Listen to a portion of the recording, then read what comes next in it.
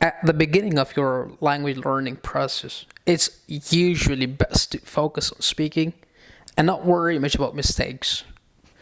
But when you get to more advanced levels, things like grammar, spelling, and word choice do matter.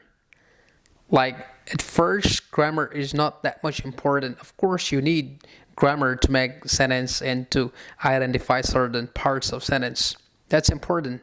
But 30% that's important at first. But as your level grow up, you promoting more advanced levels, you have to learn, you have to know a grammar more than that. Let me give you an example. Think of language being like a building, and grammar is the structure. If you do not have a good structure, eventually your building will collapse. Avoid that collapse by learning everyday necessary grammar. As a teacher, I noticed that my students frequently have this problem, and I probably think many people have this problem. It used to be hard to look up every word in English dictionary, but with internet and Google Translate, it has become easier than ever to get fast translation. Avoid this temptation.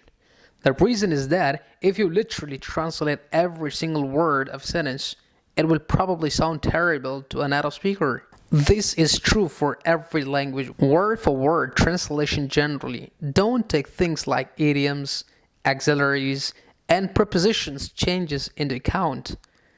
And as a result, it's nearly always obvious when students are translating every single word. Here, you have to recognize your limitations. You first need to understand what they are. Tests are never fun, but sometimes they are necessary to diagnose what areas you need to improve the most. So, once you have determined where your skills really are, it will be easier to move forward in the right direction. So, as a result, this tip is going to help you to focus your weakness and strengthen your strengths.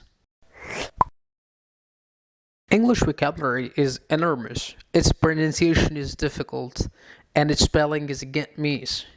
To add to that, you are not perfect, so you are going to make mistakes when you're learning English language. The sooner you accept it, the better that is. Okay, now it will be much easier for you to communicate with others and get your points across. You can work on perfecting things later in the learning process. So, how can you find a language partner to communicate with?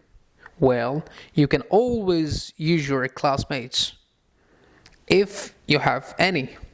You can also find fellow English learners on Facebook, Twitter, or other social sites. Use the internet to find other speakers and learners. You must have a partner to practice with. You can practice with yourself too. If you stand in front of a mirror, you can also talk to yourself. The aim is just speaking and practicing your points. I still love books, but realistically and honestly speaking, it's much more common for people to use the internet to practice their English skills these days rather than opening a textbook. I said that there is no magic technique for learning English, but if we imagined one, the internet would be probably the closest thing to a magic pill or program to learn English quickly. So, guys, keep on using Wikipedia, Facebook, Snapchat, sending text messages, keep on listening to materials on YouTube in English, of course, and keep on writing. And the truth is, any way that you can practice English can potentially help you improve your skills. So take advantage of all the resources available to us in this day and age.